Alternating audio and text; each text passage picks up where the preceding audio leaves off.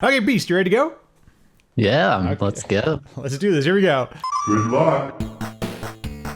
Hello, everybody. My name is Lat Mackey, and this is Sequence Break, episode 37, The Beast. Here he is, The Beast, live and in person. How you doing, man? Doing good. Hello, everybody. Welcome. Thank you so much for being here and doing this. I'm excited to chat a bunch of Mario Maker, and we'll get into that. And Mario in general, I should say. There's a lot. The Mario community is just one of my favorite to be a part of in this whole Twitch thing and the whole community that exists around Mario Maker and all the things Mario. So excited to chat. I did want to give you a quick, my history a little bit. So the first time I ever saw you do any sort of Mario making or anything like that was at Califon. And I don't remember, is it 2018 or 17 when you guys had that relay race? Yeah, I think it was 2018, I believe. It was me, like Ryu Car, Grand Pooh Bear, Jakku, X Water, a few others. I feel bad leaving people out now, but it was a long time ago. It was, and it was cool to see a very relaxed, kind of chill, like marathon type thing, raising money for a good cause. And there you guys are just destroying these levels that you'd never seen before, which I thought was pretty amazing. Yeah, that was my first experience doing any kind of live other than my own stream, but like in front of people playing. So it was very interesting, definitely. Well, I'm excited to talk about it. We'll get into the live stuff in just a little bit. But first, let's. I know you from playing these incredibly hard Mario Maker levels at this very high level. But I'm curious where you got your start in gaming. How and is this? Tell us a little bit about like early childhood playing games growing up. What did you grow up with? So I was playing games like probably before I even had like memories forming, because we had a PC with like tons and tons of DOS games on them. Like the main ones I remember were Lemmings and Number Munchers, if you've ever heard of that. But the main thing I remember playing, we had Sega Genesis and Super Nintendo. I was born a little after the NES, but most people had an NES back then. Like I definitely played it, but it was mostly Super Nintendo and Genesis. Lots of games that I don't remember the names of nowadays that I keep trying to find. Like, I don't have any way to describe it other than maybe if I played it, I'd know. But definitely, Super Mario World. There's a Batman game on the Super Nintendo I loved. We played a lot of football, actually, too. There was a game we really enjoyed. It was called Joe Montana's Sports Talk Football on the Genesis. I don't know if you've ever heard of that. It's a college football game, but Wait, Joe, definitely. it's a college football game with Joe Montana? Yeah, he was the announcer, and it's on the Sega Genesis. It might be on Super Nintendo. I don't know, but we played it all the time. Sounds cool. There were so many sports games on the Genesis. Like, there's a good chance like I rented that one and played it at some point, but there were so many on the system. It's got a lot of like those old consoles. It's hard to know. Like there was just games that were just miserably bad, and nobody's ever heard of them. And then some guy shows it to you, and you're like, I actually had this. Like, I can't believe we did, but. So I'm right there with you with a bunch of PC games. Lemmings, I loved. Like that game, I played the crap out of it when I was a kid and stuff. What is Number Munchers? I hadn't heard of that before. Is that like an educational type game or? Yeah, it's like a math learning game.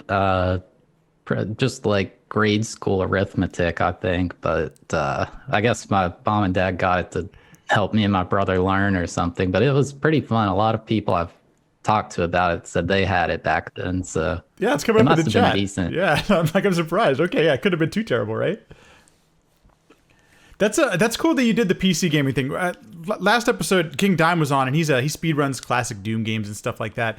And it was really interesting. Like, I tend to think of some of the classic or my gaming as I grew up with like Nintendo and like you're saying console games, but there was so much PC games out there. Like you're saying DOS. I mean, it seemed like there was a ton of shareware games. Like you could easily access a bunch of games kind of for free back in the time. And I think that's pretty important. Like how many great PC games there were at that time as well. Yeah, I was like 4 years old. I don't know where or how we got them. My dad's not even into video games really. So he got them somewhere, and there was dozens and dozens, but I don't remember much of it at all. That was it's a blurry time. It was on the old Windows 95. So So as you start growing up and you start, console gaming or other things, is there some point where you start playing a little bit more? Do you ever like tend towards Mario a little bit more than some of the other games, or is this just something that's happened later on in life? so I was always into platformers themselves, but not like most people played Mario growing up. I wasn't like a Mario fanatic or even a Nintendo fanatic back then. I just kind of played all kinds of stuff, but I did really enjoy platformers. I played a lot of like Crash Bandicoot on the PlayStation Oh, yeah. 1 and the Croc trilogy. There was like, I think it's called Tomda on the PlayStation 1. Apparently, I had a lot of PlayStation 1 games, but it wasn't really until I was like started streaming and was an adult that I like really, really, really got into Mario. Yeah, I played like Mario 64, Sunshine, like all the popular ones, but just kind of played them casually, you know? Totally casually. I noticed, one of the things PlayStation doesn't get, I think, enough credit actually for some of its platformers, where I think it actually has some decent ones, but there just doesn't seem to be that many on the original PlayStation. It seems like, there was this transitioning into the 3D period and stuff like that. Yeah, it's definitely I feel like it's underrepresented in like the speedrunning scene Oh too. yeah. Like Crash Bandicoot, I feel is pretty popular, but there's so many platformers back in the PlayStation 1 era that I mean, they're kind of bad like going back to playing them now, but they can be fun to watch somebody do a speed run of them and like who actually can understand the game and make it work how it's supposed to.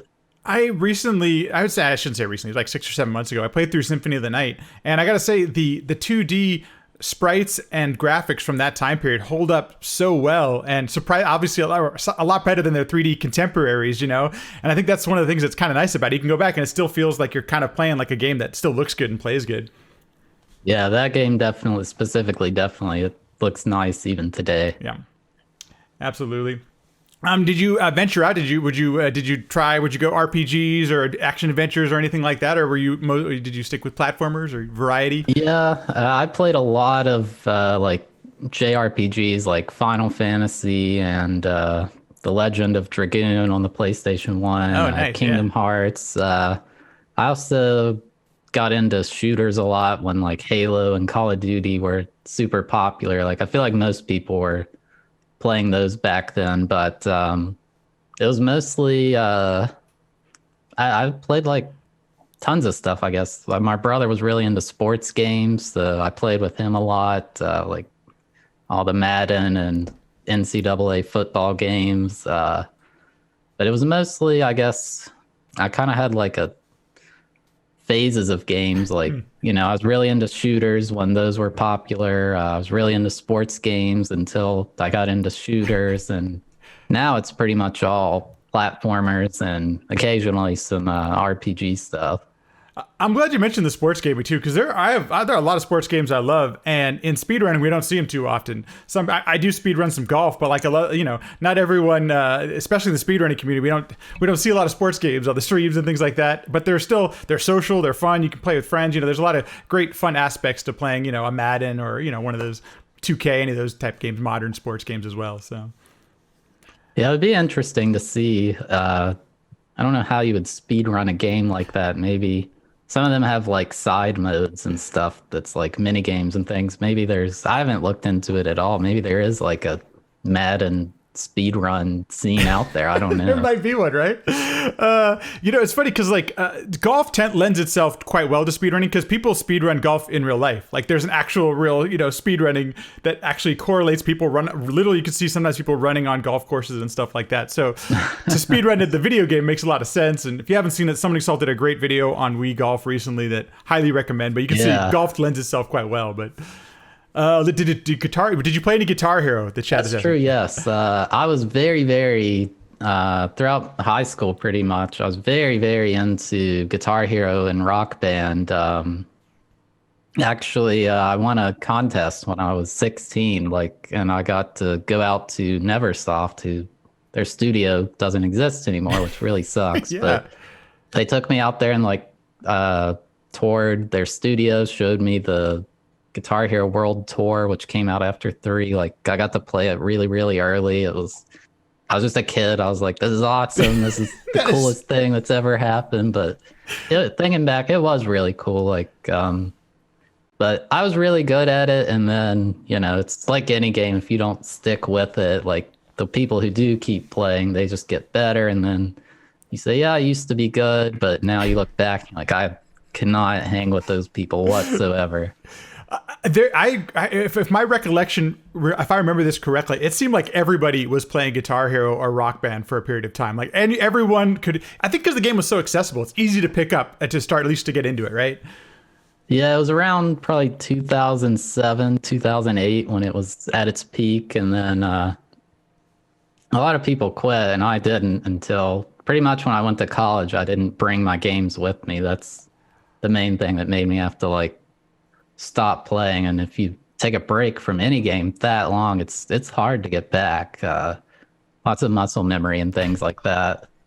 Oh, if you don't mind me asking, you didn't bring video games to college. My experience in the dorm, I only lived in the dorms for a year, and that's all we did. Everyone had some sort of console you could share games. I'm surprised you didn't bring yours with you.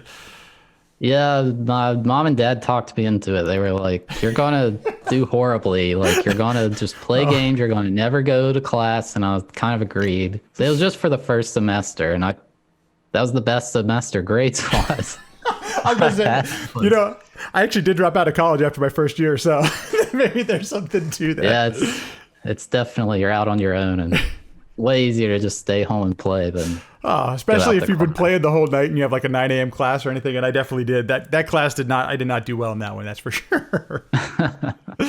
Did you pick up gaming? Like once you've gotten more comfortable and like situated in college, do you pick up gaming at all or pick up gaming back, I should say? Yeah, I pretty much after the first year, I met a bunch of friends up there and moved in with them. And like we all played games a lot. I think it was maybe 2012 or so, we ran into League of Legends, which was about a 3-year span of my life that I don't know why I played it because it made me very angry. And it's the only game that's ever done that I was like, I hate this game, but I just keep playing. And finally one day I just stopped. I was like, I don't have fun. I get mad. I don't know why I play it. And honestly, life's been better since I stopped. If you're not having fun with the game, just consider like, hey, I don't know why I'm playing this. Maybe I should stop.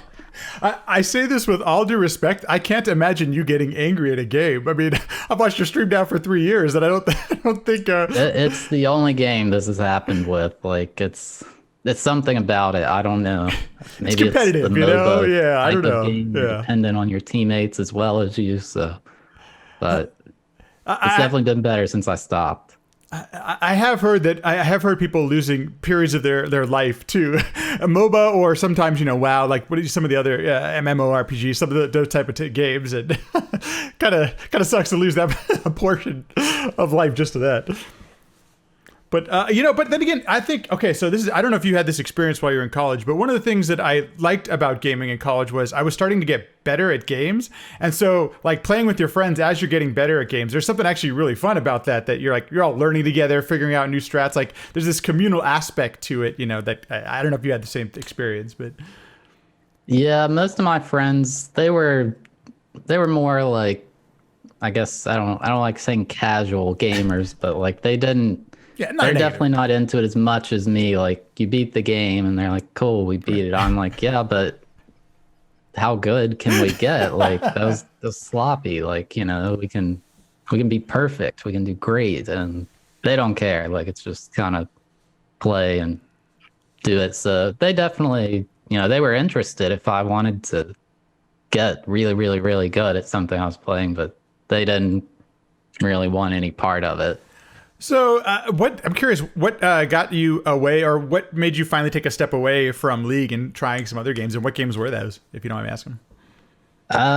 It was mostly just like I graduated and I was still playing with my friends and started working, and then I was like, it's probably a combination of now you have way less free time. You get home, you're tired, and maybe I just thought I just don't want to do this. Like I'm tired. I want to like just rest. I don't want to be stressed. So some of the combination of that, but it wasn't really till maybe quite a while after that that I really, really got back into gaming. Like I was mostly on Twitch watching people, just kind of not really playing much myself. I guess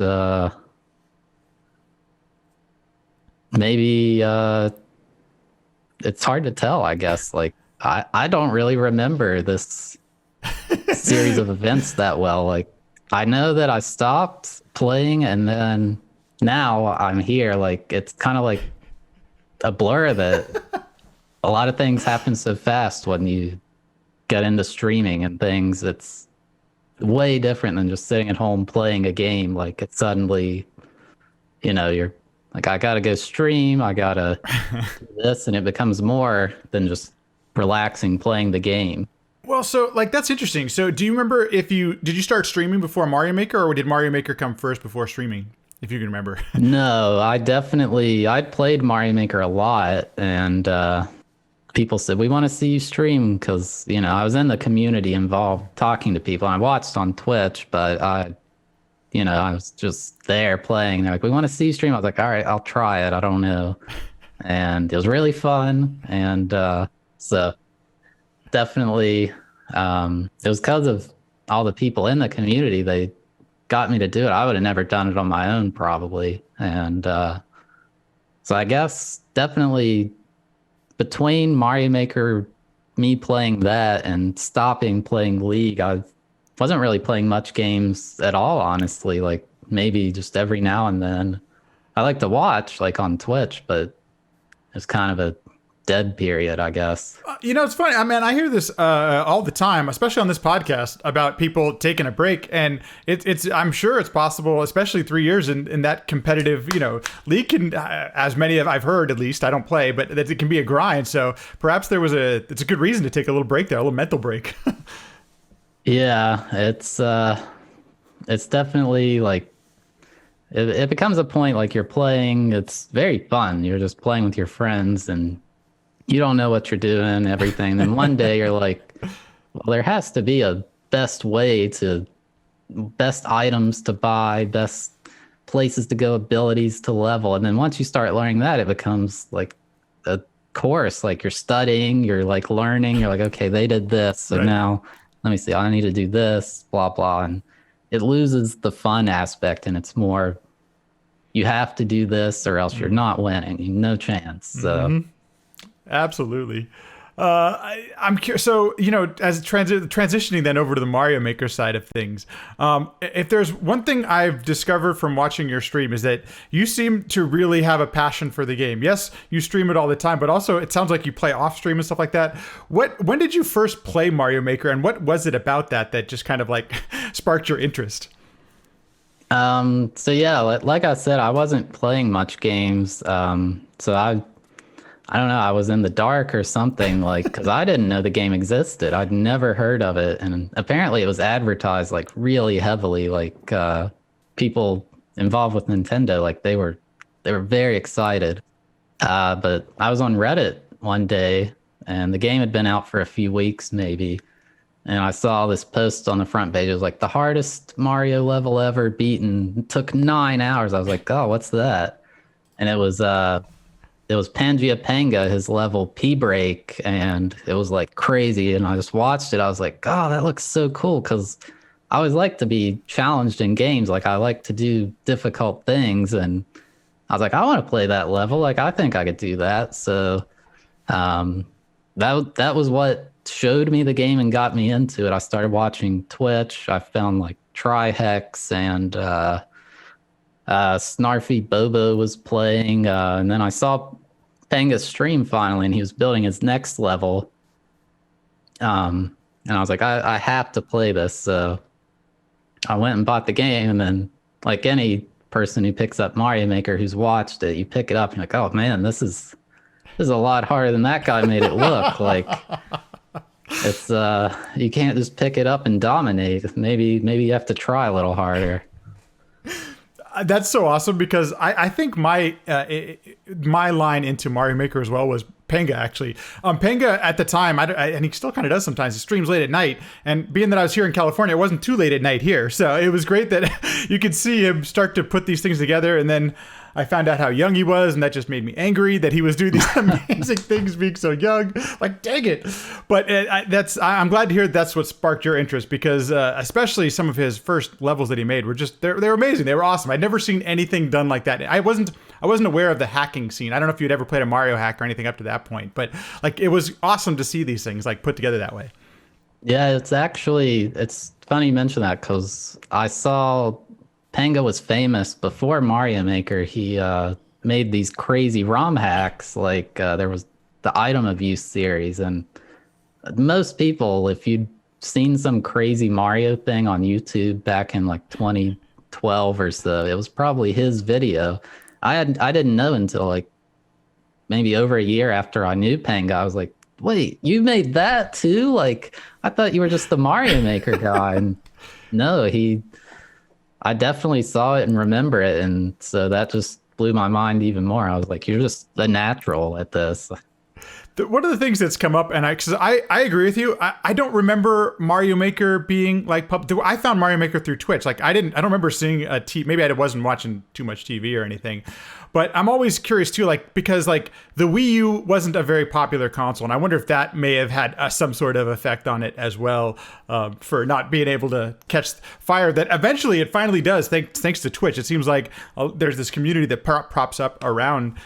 In it. Do you remember one of the first levels that maybe like what was one of the first hard levels you actually beat? Do you remember having like an accomplishment or anything like that? So yeah, actually, like I actually tell this story on my stream, not all the time. I don't want to make it sound like I tell it every day, but I've told it a few times. People ask like, how'd you get the game? Like, how'd you get good? And I say, well, I met Panga, saw him. So I got on Twitch, and I remember I was watching Trihex, and he was talking about some level Skyzo, which happened to be another Panga level. And apparently he was like, yeah, I beat Skyzo. Like, I did it. And I was like, oh, that must be the level to show, like, make your name for yourself. You got to beat Skyzo. So I turned the game on, and the first level that I actually tried to beat, like, I didn't play 100 man. I didn't find levels. I was like, I got to find the Skyzo level. And I found it on YouTube. So I got the code. And me and my friends, we were playing, and we were like kind of talking about what do you have to do? Like, we don't get it. And it was a period of 3 days it took us to beat the level.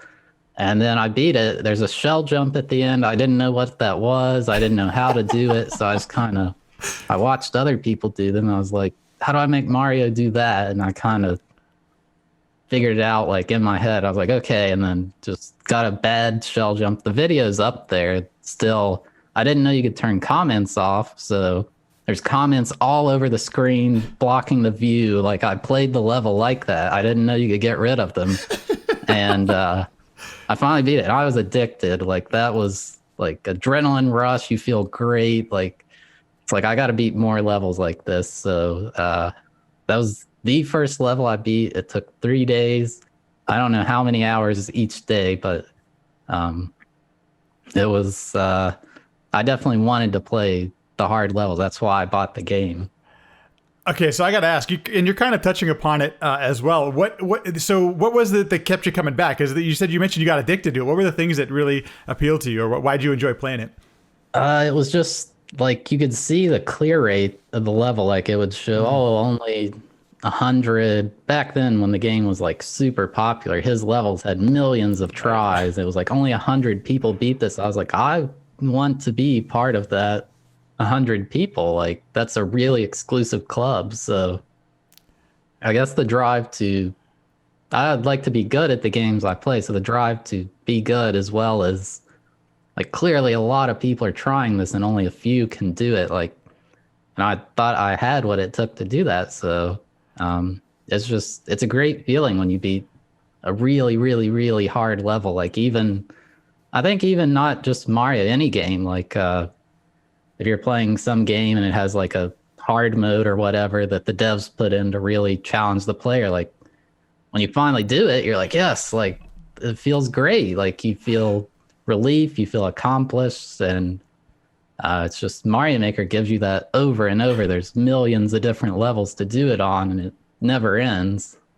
I think you're hitting on something so important, and this makes a lot of sense considering your League of Legends past. And that is one of the things that is so appealing about speedrunning is that it's competitive, but it's competitive with yourself. You're trying to better your own time and put up a time that is, or a clear or whatever. And that same thing goes for Mario Maker. I think that's so interesting that it scratches that competitive itch, because it most definitely is, but it's not like you have to get angry at, somebody for doing something that you can't do or anything like that. I think that's a really interesting point to be making. Yeah, I think that's one reason people, it seems like every day they're like, how are you not raging? Like, why are you not mad? I'm like, well, I mean, if I die, it's because I messed up. Like, in the end, I'm the one who did it. I have nothing to blame. I can blame the controller lag or whatever, but it's me. There's no other factor. And even in like a lot of speed running, like you can be like, oh, I got the bad RNG. Like at least that's something to cop out. In Mario Maker, RNG is extremely rare. Like it's you did it wrong. That's it. I think that I relate so much to that, because I typically tend towards speedruns that have a less amount of RNG for that reason, because the only thing that's holding me back from getting better is me. And I think that's such like an important point to make, and that's one of the great things about Mario Maker is that you can play a level 1,000 times and there's, to your point, the RNG is highly reduced. There's not a ton of it in the game for most high levels and all that kind of stuff, difficulty levels. So during the first Mario Maker boom, I'll call it, did you ever do any level creation or anything like that? Were you ever creating levels? So I did, when Panga built his P-break level, there was, like this is the hardest level. And a lot of people like really, really in the community, we know there were other levels that were probably up there. It was very rare back then, but and the one everybody knew was Panga's stuff. And so like after that, everybody's like, well, I can beat that. I got to build the hardest level. So there's a lot around that time period of just miserable levels. They're so bad. They don't work right. And it's just people are like, I got to build the hardest thing. I'm going to go viral, like blah, blah. And the fact is like Panga's levels, yeah, they're super hard, but there's also like good principles of level design and things in there too, that the reason people want to play them is because they're also fun. So I do have a level that if you dig through my YouTube way back, it's on my friend's Wii U. I built it. And it's just, I was like, I want to put as many hard things as I can. I look at it, it's so bad. And it has one clear. I sent it to Jack Hu, if you know him. I sent it to him in viewer levels. I was like, here, this is my hardest level. And nowadays, when I get somebody who says that, I'm like, oh, why are you sending me this? Like, this is going to take hours and hours to beat. But I do build rarely. I'm not that good at building. Like, not necessarily. Like, I have ideas, but I don't. I'm really slow to build. Like, you see good builders, they'll build this crazy big level in a few hours. It takes me weeks to finalize one level. Just I'm like, do I want to do this? No, erase. Do I want to do that? Right. No, erase. And kind of my creative process is really slow. I'm definitely more of a player than a builder in the game. I'm glad you brought some of that stuff up, because Jakku's been on the podcast, composer, all these Glitch Cat, and one of the common themes about level creation is that being hard isn't necessarily good design. Like, one of the things that makes a good level or something like that, sometimes it can be the flow, sometimes it can be the mechanics or the way that you're using items and things like that. And it's funny to hear you, because you can do all of the hard tricks. You just try to throw those on the level, see what happens. And that doesn't necessarily create a good experience for the person who's playing the game. Right. Yeah, it's definitely like being hard doesn't make it bad automatically, but there's easy levels that are very bad. There's hard levels that are very bad. It's just mostly, are you having fun? And some people enjoy, like, kind of how people enjoy the bad games to play. Like, there's bad Mario levels and people really, really like that. They're like, wow, this is awful. Like, I want to, why did they build this? Like, and it's kind of like a thought experiment. Like, I want to be there, like watching them build this because it's just chaos on the screen. I don't know how, but What's going on? Typically for anytime I have a guest on the podcast, I really like to go back, watch all their PBs, try to do the research. Going through your YouTube, you've beaten so many levels that it's a little bit it's a little unrealistic to go back. How many? Just curious, during the first Mario Maker era, how many levels do you ever think about how many you might have actually beaten? So they kept track of that. I know they keep track in Mario Maker 2. I'm not sure about the first, but they did keep track of your 100-man super expert clears, which was 6 levels challenge, and not including the ones I lost on, which wouldn't be there. I had over 1,000, I believe. Wow. Which would be just 6,000 levels in that alone, plus all the times I beat some, then lost. Those wouldn't be accounted. Then viewer levels and just levels outside of the challenge. Right. It's got to be well over 10,000 because in the second game now I'm at like 9,300 and it's only been a year, so it has to be tens of thousands for the first game, I'd imagine. Do you remember, if you can, like some of the highlights? What were some of your favorite levels from the Mario Maker 1 era? Definitely definitely like there's a lot of people out there who made great stuff. I mostly was like, I want to play the hard levels. Like for a while, I wasn't even interested in easy stuff. I was like, that's boring. I don't want to do it. But now I've grown to appreciate like just good levels as opposed to the really hard stuff. But yeah, there was like Penga's levels, all of those at first. Before I even started streaming, he made the sequel to P-Break, which was U-Break. And it took him like, I think it was 38 hours or something to clear. And it was like this big deal again. And I wanted to beat that. I beat it, I think it was December 2015. And I didn't keep track of how long it took me to beat levels back then, but I knew it was ages. If I had to guess, I'd say like over 50 hours trying to clear U-Break. But at the same time, I went back towards the end of Mario Maker 1's, like when we knew Mario Maker 2 was about to come out. I was like, I want to try to beat some of these levels that were just so hard back then. I think I beat it in like 5 hours, maybe. Oh, wow. The second time through. So it's not as hard as you remember it, but it's still incredibly hard. But yeah, there was like obviously Panga, Barb made great levels. I played most of his stuff.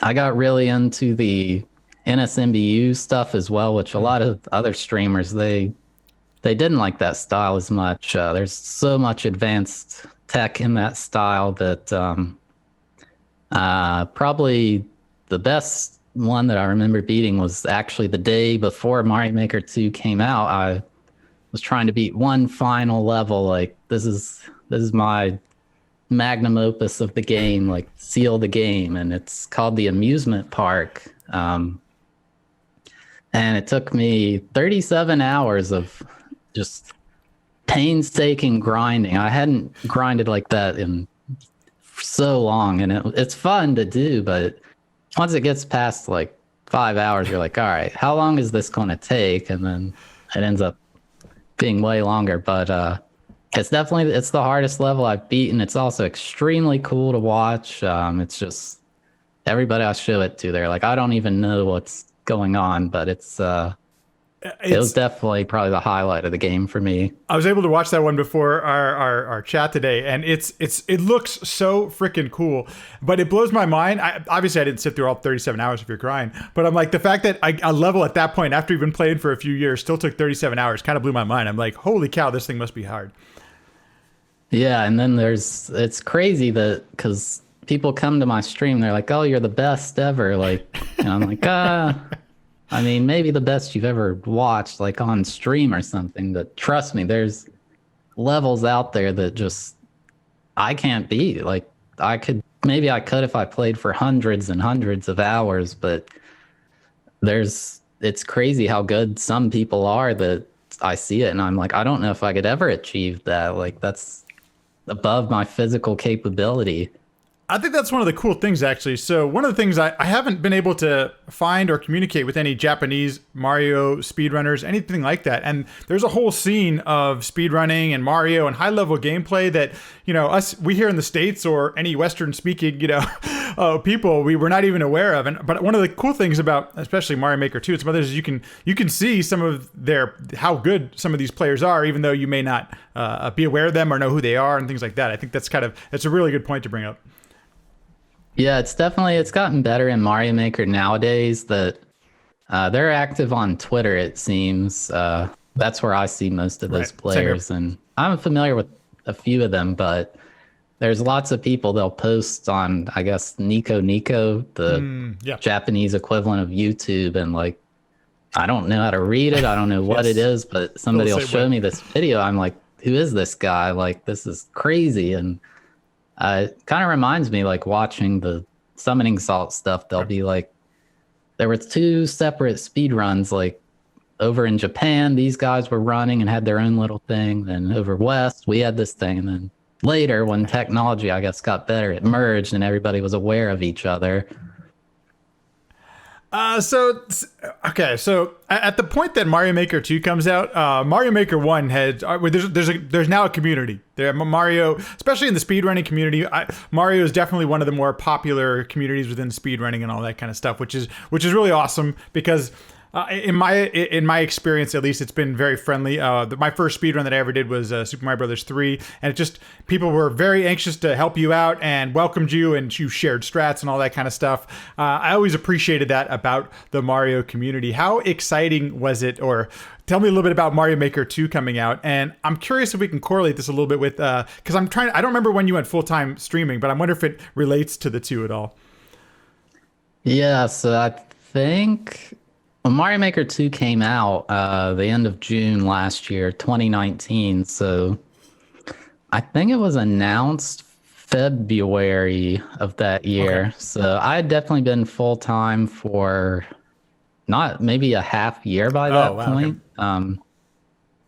So to me, one thing, like, just completely transparent, I was like, yes, like, this is job security, like, yeah, exactly, definitely going to bring people in. But also I was just like, yes, I didn't believe Mario Maker 2 was a thing because people would talk about it. The game's a few years old, a lot of the community, they're gone, nobody's around anymore, and we're like, the game's dying. Like, it's definitely hanging on well, but it's nowhere near what it used to be. So when they announced the second one, or before they announced the second one, people were like, hey, you think they'll make Mario Maker 2? Like, or because they haven't updated this game in forever, blah, blah. I'm like, I don't think it'll happen. Like, Nintendo, they just ditched this game. Like, they don't even acknowledge it now. And then it did. And like, I was stoked. Everybody was so happy. We were like, and it blew my mind, like, things. I was just like, yeah, they'll probably have like new backgrounds, new enemies, but they had like multiplayer.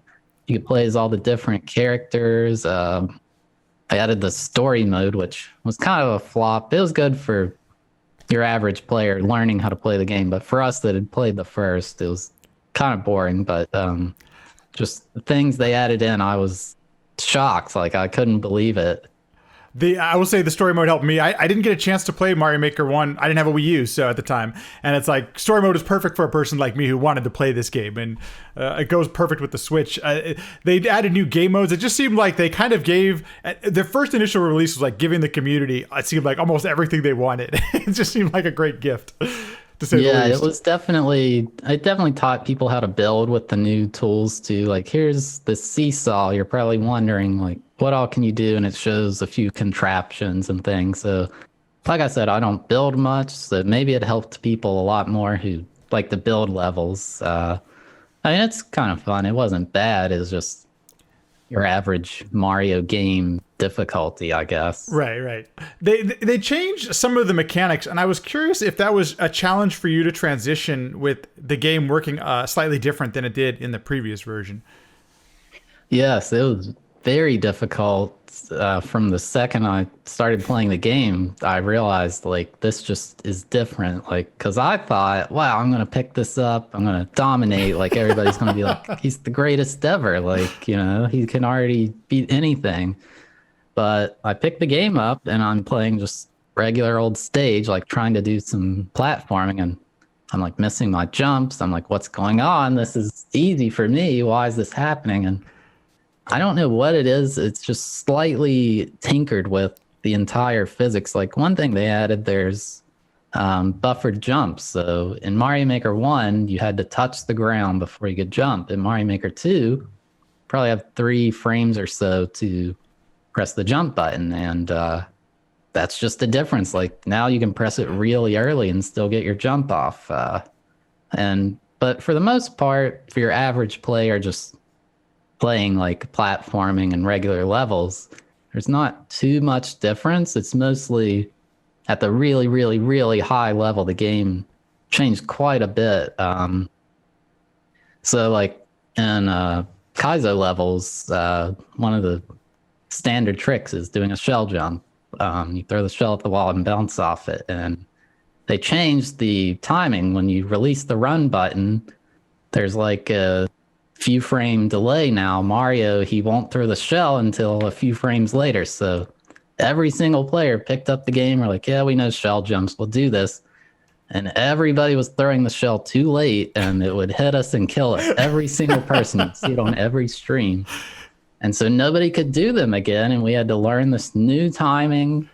And we started brainstorming as a community. We're like, well, what all did they change? And like we're seeing like, yeah, you can't do this anymore. You can't you throw an item at a wall, it sticks to it instead of bounces off of it. You can't grab an item while you're spinning, blah, blah. And many people agree that I'm not saying Mario Maker 2 is a worse game. Like I think it's much better. Just the fact that all the features they've added, but pure physics engine wise, lots of people, they took so much out that, we miss a lot of things from the first game that it doesn't feel as complete, I guess, in that regard. No, that's an interesting point. And Flag Arc in the chat was saying that was probably due to the input lag change. And I wouldn't be surprised. I know coming from SMB3 speedrunning on a CRT, I didn't, I would think it was a whole new game. It didn't feel like a Mario game to me personally, because at least the way SMB3 played on Nintendo. And but I was having that same challenge with the jumping. I was like, why is it not? I'm pressing the input. Why isn't Mario doing his thing? Yeah. And so yeah, the bookmark site Haas is saying, yeah, that was definitely for streamers that had to have sucked. Yeah, that's one of the big features, and we don't know. Nintendo historically does not have the greatest community management, I guess. They make great games, and like they don't talk to us, they don't communicate. There's not even one-way communication. It's no communication. And we don't know. Maybe it was too expensive. Maybe they didn't want to redo it. Maybe they wanted it gone. Like it's definitely a big loss for the game, though. I'm right there with you. Some of my favorite games are Nintendo games. As much as I play all these other consoles and stuff, like Zelda is just like my favorite franchise of all time. And that being said, I think it's okay to be critical of Nintendo. I definitely bought the Mario Maker from watching all of you play it on Twitch. Like that, I was like, they made money off, because of that, seeing the game live and in person. And it's still to this day a bit frustrating that they don't listen, or at least include, just be a little, acknowledge that the community exists. Like it doesn't even seem like they go that far sometimes. Yeah. It's just, it would be nice to, at a minimum, get a one-way like talk to us. Maybe we're not allowed to talk to you, but we did this because it just happened. Like every time the game updates, we're like, oh no, let's go through this again. And you test this. Did they get rid of this? Does this still work? Blah, blah. And it's thousands of things, and it's a big community effort. And then we're like, oh, okay, 2 things changed. Don't know why. Don't know if it was on purpose. Don't know if it's an accident. Like nobody knows. So I probably should have got my hopes up, but I don't know if it was last year. I think it might have been last year. Dragon Feeney participated in the Treehouse event with Nintendo, and I was like, oh my god, somebody from our community is actually doing a Nintendo-sponsored event. Maybe there's a chance. And radio silence, the whole thing. Yeah, and I think it was when they revealed the Switch, maybe they showed like this big esports arena and Right. people were playing Yes. Splatoon. I was like, whoa, like This is so cool. Nintendo's rebranding. And then I don't maybe there is a Splatoon League. I don't follow the game, but it's definitely a love-hate relationship. Like the games are so good and it's just, can you just do this one thing a little better, please? Have you done any creation in Mario Maker 2? I'm just curious if you tried it out or dabbled at all. Yeah, I actually, when I got the game, I promised my chat, I was like, hey guys, when this comes out, I'm going to build training levels. Like, I want you guys to like the game and you to get good at it, blah, blah. And that kind of got thwarted by how different the game was. Nobody expected that. So I did build quite a few training levels on more advanced tricks. And then there's probably like 8 of them maybe. And then I kind of just was like, this is too much effort for too little reward. Like it was getting played a lot, but it was still, like I said, I'm a very, very slow builder. So it took me so much time and I was finding myself not able to work on the things I wanted. But outside of that, I've built one real level. I tried to make a really hard and enjoyable shell level that I liked. And then I also have I like to make little one-off levels that are just something really stupid that I'm like, I probably shouldn't upload this. Nobody's going to like it. It's just it's a meme level or just a one trick thing.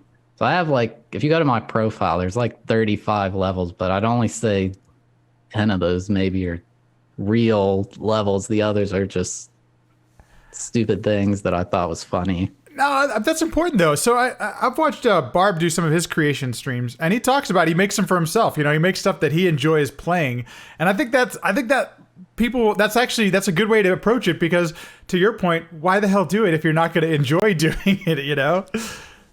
Yeah, a lot of people, they'll come to my chat and say, "Hey, I want to build this level, blah blah. Like, what should I put in it?" I'm like, I don't know. Like, it's yours. Like, you should.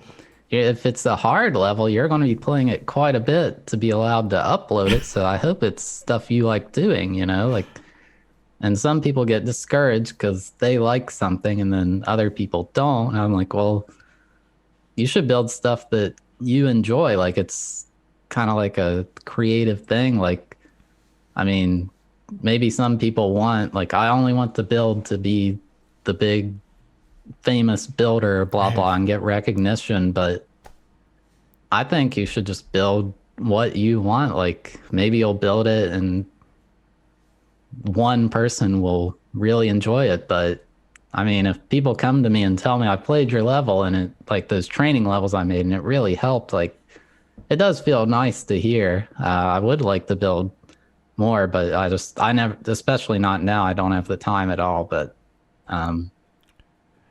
I think it's very cool. Like, people, I used to play viewer levels on my stream a lot, and I never really sent my levels to other people. But, I built a few in the first game and I'd send them to somebody. I'd watch them play it. And it's very, very, very cool to see somebody play your level and be like, oh, I enjoy this. Like, wow, I made that. Like, it's something that I think you could feel proud of. Like,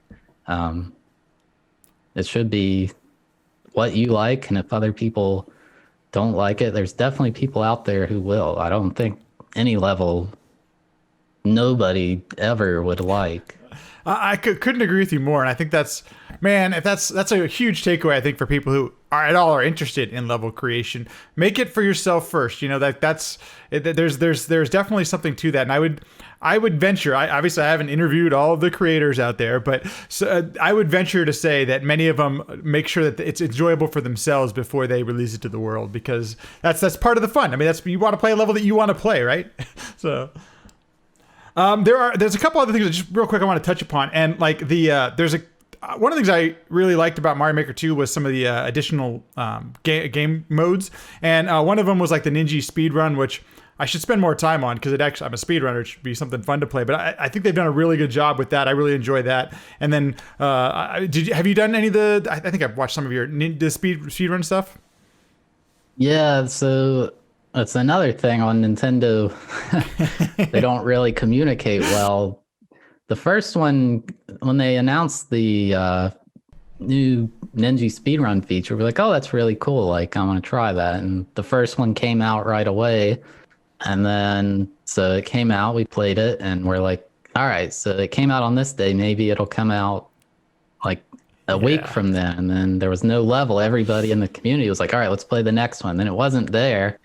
And it has come out kind of randomly, but they are very fun. I really like how you can turn on the other ninjas and it shows everybody's ghosts, so you can kind of be like, "Oh, look at this guy. He went that way," and like, so you can realize that's faster. Or um, sometimes you see the ninja do something like, "How did it do that? Like, that's not possible." And then you realize, "Oh, earlier I shouldn't have taken damage because he still has his damage boost, so he must have went slower back here." But it like net saves time later on, and it's a really cool feature. I wish we had it for every level in the game because Dude, yes. Sorry. it's fun to just speed run any level. Like it can be fun to just find some, like, even like a popular thing people do is they find an automatic level and then don't do it the automatic way, try to speed run it, and it's really fun. Yes.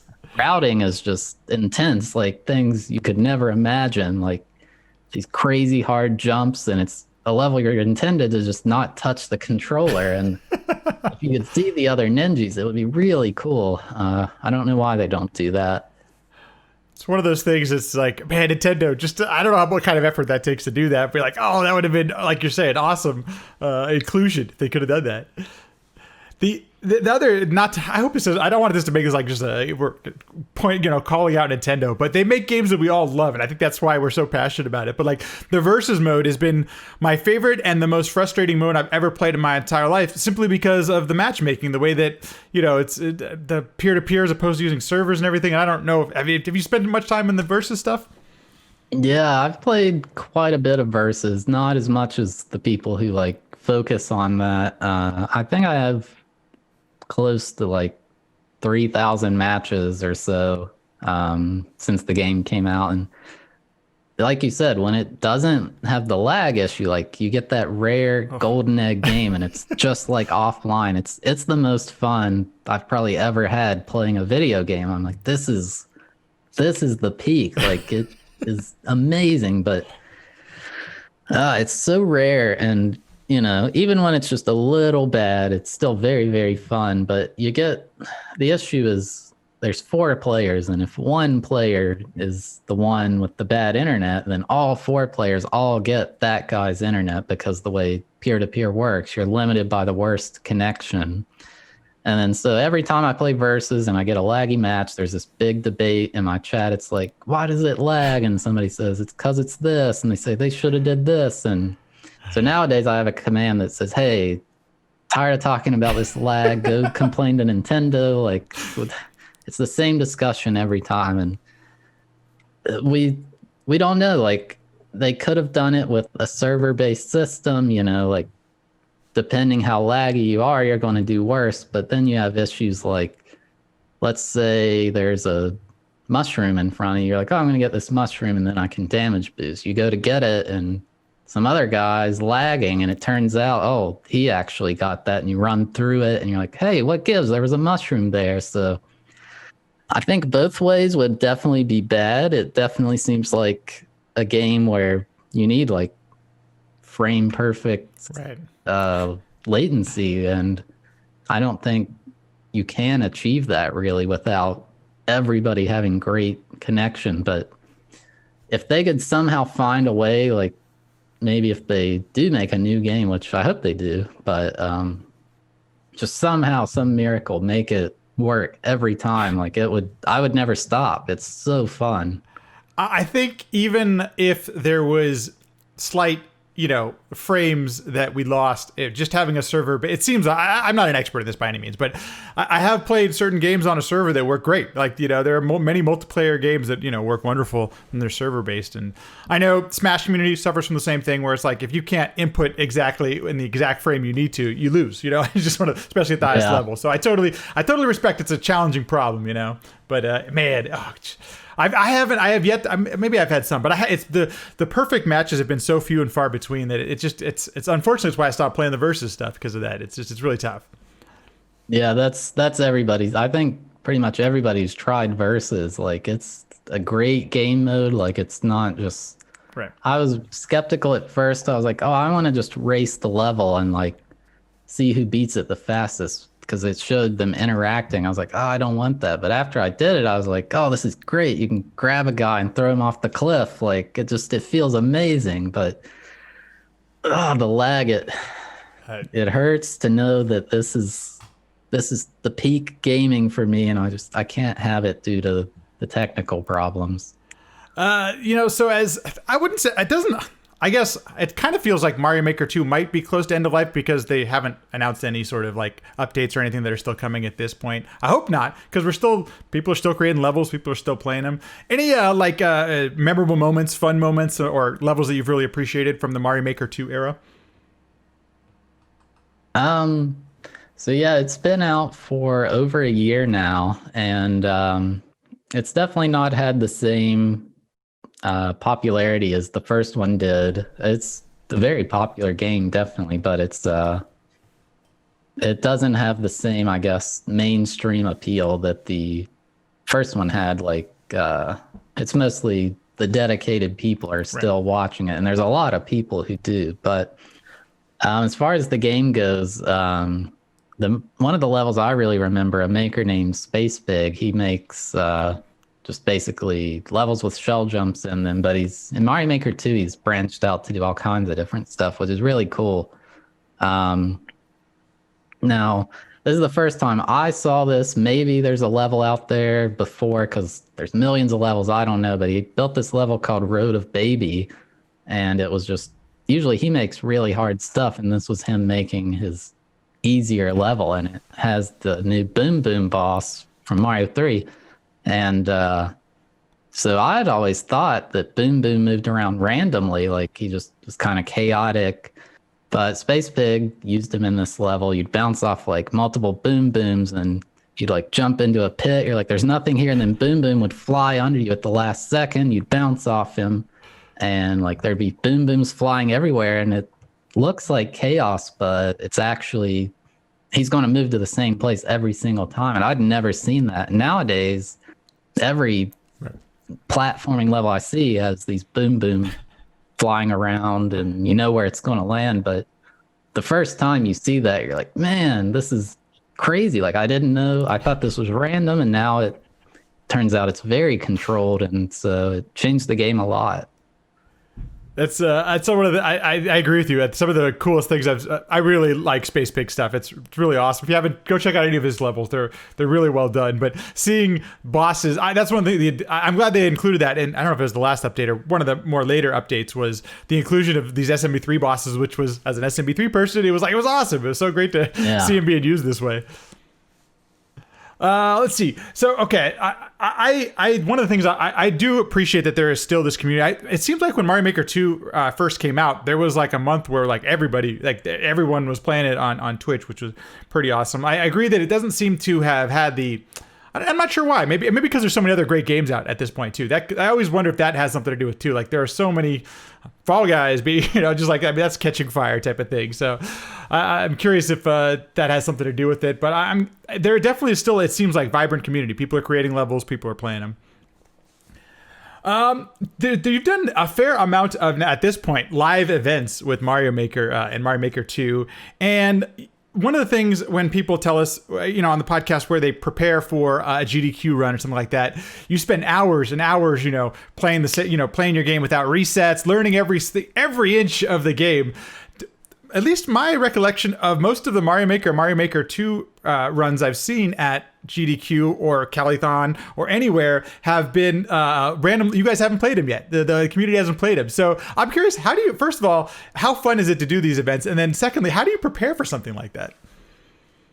Yeah, so pretty much the way we've done a Mario Maker live event is a blind race, just because it's really hard to build a level that, like, me personally, I feel like a lot of people, when we watch a speed run, you want to see exploits. You want to see clipping through walls and sequence break, and you can't really do that in Mario Maker. Like you can, like, but when you're building the level, if you have speed running in mind, you're like, well, I'm gonna put this skip here, and it feels too natural. Yeah. So we found the blind race format to really show off who's good. Like you've never seen this, here you go, and like if you can't figure it out quickly, then the other team's going to beat you. And it's really cool because it's a team format. It's like you die and you're like, oh, and the next guy goes, you're like, hey, you gotta do a max jump here. Like, don't let go of jump. That's why I died. And they're like, oh, okay. And then they get past that. But yeah, so Calithon 20, I think it was 2018, was the first event I did. And it was much smaller than GDQ, like in person wise. I think they had a few thousand viewers on the live stream, but I wasn't so nervous then, I guess. It doesn't feel too different streaming. It doesn't matter how many people are watching. To me, it's more the in-person crowd. And the crowd there, it was maybe 20 people or so. So it wasn't that big of a deal. And then this year, 2020 at AGDQ, we did the Mario Maker 2 blind race, which was one of the craziest things in my life. Like, I was like, yeah, I've got this game. It's a blind race. Like, I know every level. They're not going to have a trick that I haven't seen. And it kind of was like that. Like, I was very prepared, but it was quite different because if you've never been to a GDQ, like, you see the stream and you see the stream room, you're like, yeah, that looks kind of big. Maybe there's like 100 people there or something. And it is not. It is very, very big. It's very loud. And there's probably over 1,000 people in that room. And the fact that they were all there, like physically, it was suddenly like, I was like shaking. I was telling my team, I was like, guys, I can't do this. Like, my hands are trembling. Do you see this? And all that confidence shattered. Down. Like, they're like, you can do it. You got this. And it was scary. And then I cleared the first level of the race, and like everybody yelled and like kind of calmed my nerves a bit. I was like, okay, like I got this. But it's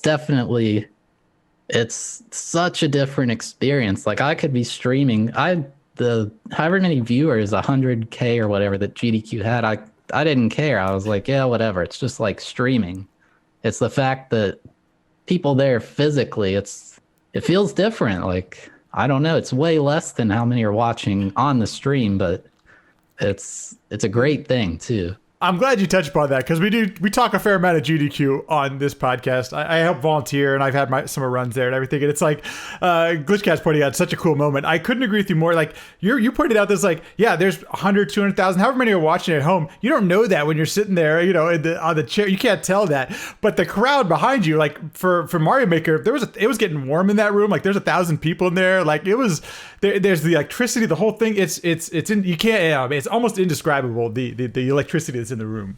Yeah, I see a lot of complaints online. They're like, wow, the crowd, like, they should let the crowd be loud. Like, I couldn't really hear the crowd. I'm like, they must just have good mic settings or something, because let me tell you, feels like a professional football game. It's so loud. Like, I run audio at GDQ at AGDQ. I was running audio, so I'll tell you, we mic the crowd. That's one of the ways we do, So it's like, because it has that energy to it. There's something to that aspect of it that makes the whole thing. It just makes it a really exciting event.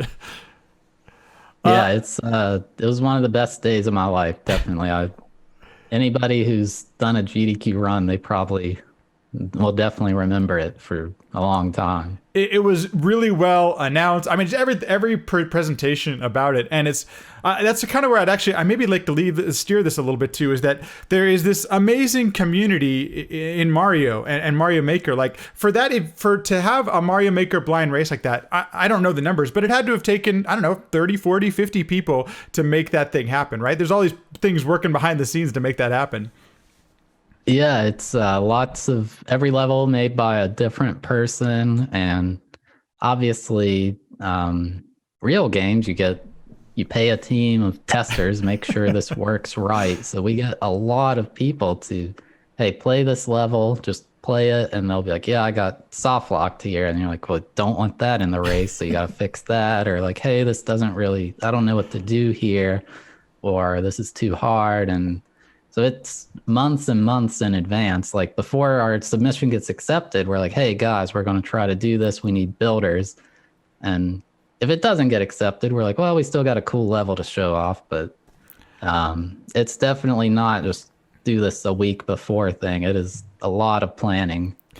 Waiting for Pi says, wish I could attend a GDQ Mario Maker event. And I think we're still in quarantine, events like I think AGDQ might have been the last live event I can think of in speedrunning. And I couldn't agree with you more that first of all, it will come back. At some point we will have live events again. And if you have, it's not cheap. It's not cheap to fly to these things and to go participate. Like, it's a charity event. So all of us pay out of our own money to go be there and everything like that. And that part of it is tough, but I think it's so worth it, even if you just go to be a viewer, because there's something very special about being in that room, watching Beast, you do your thing, live, and seeing all those players playing at such a high level.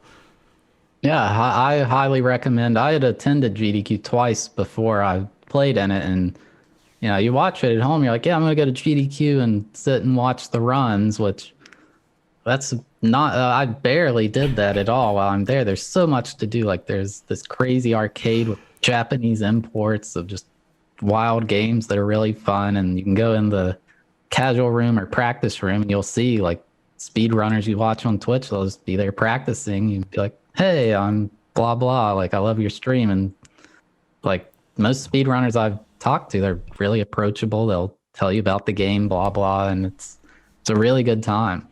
Couldn't agree with you more. I would say too, this AGDQ, they moved it to Florida, and the venue that they had was awesome. There was a great place for everyone to hang out outside of the practice room, and there's like courtyard area. I mean, it was really perfectly set. It's perfectly set up for this type of event. Where, to your point, in the practice room, you could, if you want to watch some Mario, watch some Mario. You want to watch some people play Genesis games, Sonic. I mean, there was all these areas where you could literally just go watch and hang out with people who are interested in the same games you are.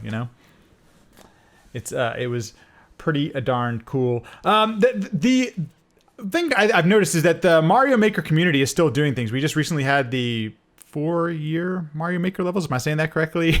And it seems like the community is still very active. Is that accurate? Yeah, it definitely is. There's definitely, as any game gets older, like certain people, they play less or they stop playing. Like one of the biggest streamers, Barb, he's like a player of the game, but he also builds a lot. And he's kind of said like, yeah, I'm just mostly out of ideas, and so it's what it is. Like the more new people who play the game, they might be able to inject like, hey, I've got this idea and nobody's seen that. So when the game's new, you get tons of that stuff because there's tons of new people. And as it goes on, new players are much more rare.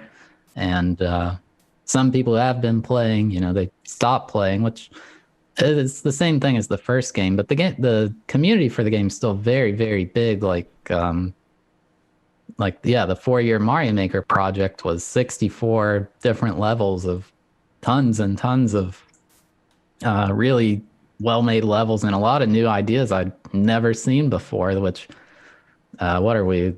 It's called 4-year Mario Maker just because it sounds nice, but we're like 4 years and 9 months now since the first one. I'm like, I've seen it all. There's nothing new, and then there is new stuff. So it's the game with endless possibilities, basically. The acronym for 4YMM, just it's a little bit better for it's easy to find the levels. That's one of the things.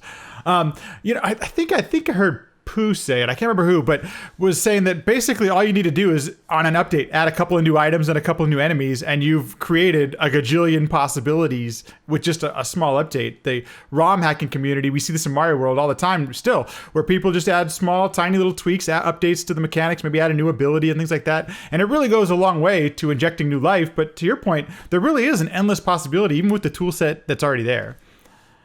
So. Right. Yeah. It's definitely true because I don't know how many things there are, like 30 enemies or whatever. Now suddenly add a 31st enemy. Well, how does it work with all 30 of these previous enemies? What's the interaction? Now, how does it work with the player as every power up? And it snowballs, and like There's things just recently I saw on Twitter, a brand new mechanic. In Mario Maker 1, you could drop Yoshi down and it would hatch in midair. And it was really nice for platforming and Paizo levels. And in Mario Maker 2, that's gone. And somebody posted a video. He's like, hey, I figured out how to get Yoshi to hatch in midair. And it's with the tornado.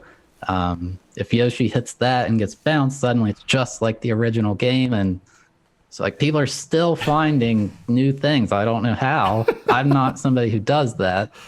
I guess it's kind of like the glitch hunters and stuff and speed runs. Like they keep finding new stuff. You think, oh, the category's dead.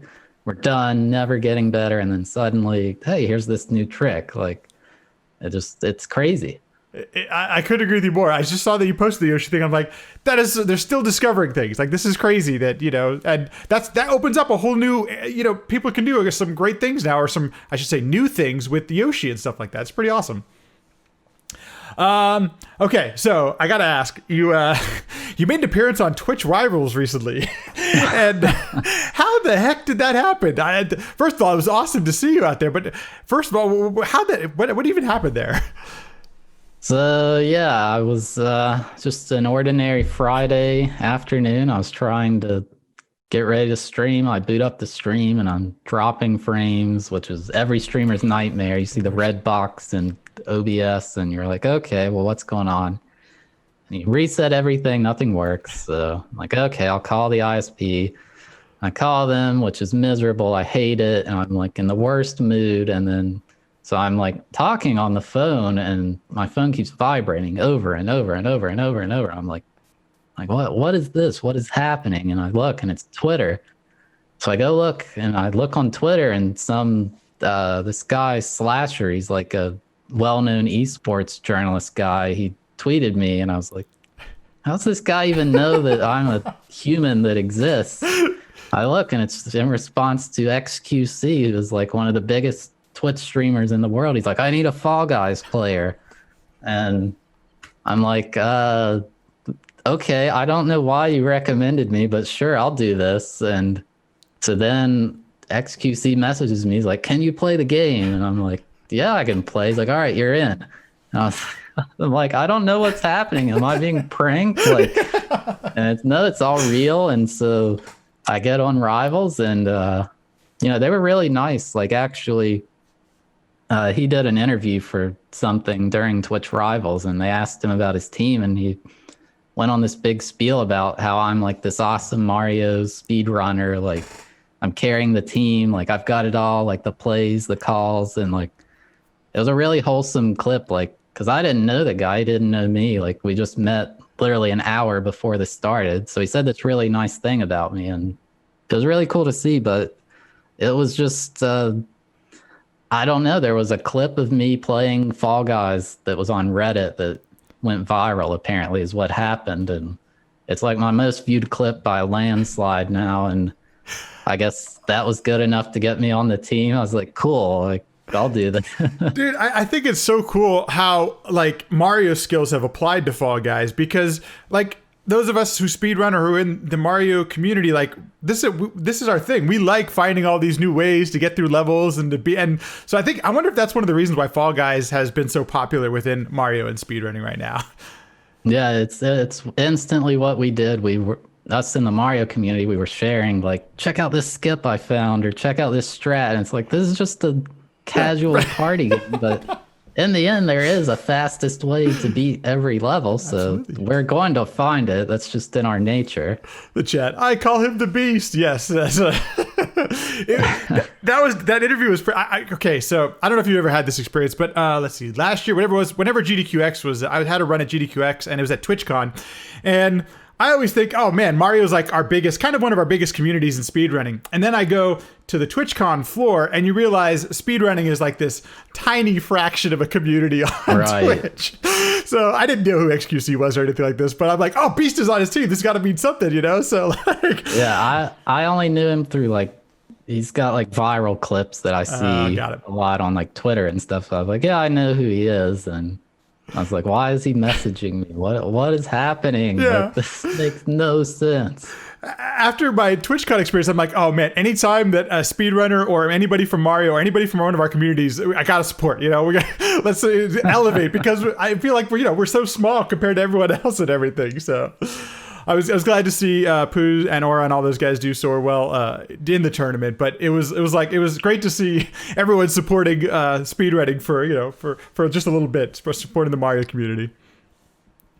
It was a fun race. It was really fun to watch. So I'm glad that you got the opportunity, and I hope it's not the last because it was really, it's great so that you and others could show off some of your skills too, because I think it applies to Fall Guys so well. Yeah, that game is just crazy popular. So I don't think it's going anywhere, at least if it gets unpopular. Right. Updates. It's gonna need a new season. That's gonna be the thing. Like I think like any multiplayer game like it. Okay, so we've covered quite a bit. What's next? What do you want to? Are there any games you haven't played yet that you'd like to play? What's next for you on that kind of thing? Yeah. So I recently I've started streaming, like adding in streams because I was like, I want to play other stuff, but at the same time, like I love Mario Maker. I want to play that, and it's just there's not enough time. So um, I've really wanted to get back to these games I played as a kid, like like I played like Sonic Adventure 2 is a game I'm planning to stream real soon. I played it as a kid, and like I just sat in the Chow Garden, just not even caring about the game, just let me get every chow possible. And I'd like to go back and play it. Like, was this game actually good? Like, because I remember it being amazing, and I'd like to get back whatever the Batman game I played, like fight clowns and stuff on the Super Nintendo. I want to revisit these games because when you're a kid, these games are impossible. You're like, gosh, this is so hard. Like, and now I'm older, I'm better. Is it still hard, or was I just bad back then? Like, it's really fun to see.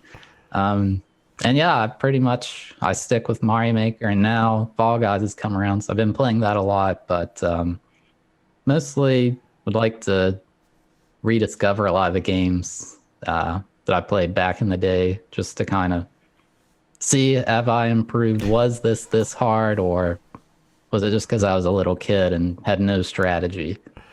The other aspect of that, because I've been doing the same thing, and I recently replayed all of the Castlevania games. I never beat them as a kid. It's like, oh man, is the nostalgia goggles like real? Like, was this even actually a good game? That becomes a real thing. And quite often, I gotta say, a lot of these games actually, especially Super Nintendo, so many games on Super Nintendo hold up, in my opinion, so well. Like, they're still really fun to play nowadays. Yeah, definitely. I think that console holds up a lot better than the 64. Oh my gosh, yes. Even the graphics, like, you would think the newer console's better, but not exactly. I feel for the. I have such fond memories in Nintendo 64, but you go back and you look at it now, and it just doesn't look as good as what we say. Like Mario 64 is still super fun to play, but even just the look of it's a little tough. Yeah. Okay, there's a lot of Celeste already happening in the chat. Yeah, I've gotten that for years now. I need to just do it one day because everybody plays it, says it's amazing. It is pretty great. If you don't mind, I got a quick question for you. You had a day job. You had a daytime job, a full-time job, and then you switched over to streaming full-time. Was that a tough transition, or did you ever second guess anything like that, making that transition? So I was streaming, or I was working as a software engineer after school, and this was the same time Mario Maker came out, so it's kind of my resurgence back into gaming. So when I started streaming, I was still working full time, 40 plus hours a week. And then I was like, I love streaming so much. I don't care if I'm tired. I'm going to come home and stream anyway. So I was getting like no income from it at all. It was just like, it was fun. Oh, here's an extra $100 this month or something. And so I'd never imagined that it would grow to what it did, but when it did start to grow, I was like, wow, I have all this extra money. And I'm like, I see tons of people who do this full time. It's a real thing. And what ended up being the catalyst was I got really sick, and like to my stomach. I've had stomach issues for years now, and I had to quit my job because I couldn't do it. Like I was not able, I kept having to leave work. I was taking unpaid time. So I was like, I'm just going to quit my job and try to get my health in check. And thankfully, while I was doing that, I was like, oh, cool. Like, I can still stream. Like, it's, if I don't feel good, I just won't stream. And now I had 40 hours extra every week to add to streaming, and it really took off. And I was like, let's try this. Like, it was scary because you don't know what's going to happen. And so far, it's worked out better than I could ever expect. But I don't know if I would have ever done it had I not, been kind of forced my hand to have to quit my job. Because a lot of people I know, they willingly, they just quit their job to go to streaming. And thankfully, I didn't have to do that. It was kind of the it other way just around, happened yeah. that way. Stephanie says, blessing in disguise. No kidding. One of the things I will say is you seem to really enjoy it. You seem very relaxed, very comfortable doing the streaming thing. And I think that really comes across while you're streaming. Is that the case? You still enjoy it even today? Oh yeah, I love it. I mean, I've always loved playing video games. Like growing up, I think I touched on it earlier. Like I was definitely into games more than my friends were. And so like, I'd want to keep playing. They're like, no, let's do something else. Like I'm bored. I'm like, I'm not bored. How Like, could you be bored of this? let's go. We're just starting. And so streaming lets you have people show up, and it's like, hey, there are people like you out there that are really, really into this. And it's fun to have somebody show up who's just as enthused at this as you are, and just kind of like talk about the game with them about anything. But for me, mostly it I guess feels like the best place for me to express myself. It's like, yeah, I want to do this crazy technical hard thing, and it's not like we don't care. It's like, okay, yeah, let's see it. Like, and I like that a lot. It's so fun. It's fun watching. Like it's fun rooting on people that you're rooting for in the chat and viewing it and stuff like that. And I think that's one of the things that makes Mario Maker also such a good stream game. Is that it's not like a speed run where you got to focus. All you can do is look on the game. There's some pauses and there's some breaks and you can interact with the chat and everything. And I think you do a really good job of it. It's always feels very welcoming when when I'm watching your stream. Yeah, it's definitely at this point. It's when I play other games, I like talk to my chat less, and it's like nothing's different here. It's just kind of when I'm on Mario Maker, I guess I've achieved such a level that I can kind of just play the game. I can focus on chat and the game's playing in the background, like except when it gets really, really, really hard. But it's definitely that's how people say, "How do you talk to chat while you're streaming so well?" I'm like, I don't have to think about the game at this point. Like, I guess I've played it that much. There's something you mentioned, and so this has actually come up quite a few times with different guests, is that there are many people who are software engineers, developers, those type of people, and they're also doing Mario or speed running and that kind of thing. And is there something in the profession or in your training as an engineer or developer that maybe lends itself so well to gaming, or maybe it's just your approach? I'm always curious, like, what's that thing that why are there so many engineering type folks who actually do the speed running thing as well? Yeah, it could definitely be that there's like a link there. Like one thing I think is people who get involved with computers specifically, probably like a big part of computer stuff is gaming. Like if you had Windows as a kid, like you got even no matter what, if you don't own a console or anything, you have like Minesweeper, that pinball game that was on, I think, XP everywhere. And, like it's fun to play them. And I guess if you get really into computing, programming and software development, me personally, like when looking for glitches or tricks or things, I'll think, well, like I know that corners in games a lot is where problems exist because it's hard to make it flow like a real life corner. Like you could have two objects that kind of touch each other, but there's something there that is a little thing. And like I'm not involved in game development, so I don't know, maybe there are better ways nowadays, but there's just certain things you think, oh, I saw this weird thing happen, and instead of, I don't know what that was, maybe it's like, oh, maybe they programmed this, like they wanted you to gain speed on a slope or something, but they didn't think anybody would ever do it this way. And so it like, there's no check to check for it, and you can go really, really, really, really fast or something like that. So I guess it's kind of a more analytical approach to speed running or finding tech or glitches like that. That's I'm almost sure that what you're saying is totally accurate. The first guest that was ever on the podcast is a developer, and he said the exact same thing. He says, growing up, you're into computers, you're into gaming. You know, it's just like it lends itself so well to continuing on and to pursuing, playing games. And it's not something, some people get tired of them, but if we're still doing it at this age, it's something obviously we really enjoy. So it makes a lot of sense. Beast, thank you so much for taking this time and sharing quite a bit. I still really enjoy seeing your streams and seeing you play all these crazy, I still think they're crazy Mario Maker levels that just what people have been able to create and stuff, and what you've been able to actually do to beat their levels just still blows my mind. It's still so much fun and entertaining to watch. If people want to find some of your Mario making stuff, or you as just any of your games you're playing, where can we find you on the interwebs? Thanks for having me, by the way. It was really fun. You can find me on Twitch, YouTube. I also post on Twitter. It's Thabeast721. The numbers, they're hard to remember, and it's an A in the instead of E. So a lot of people started calling me Thabeast.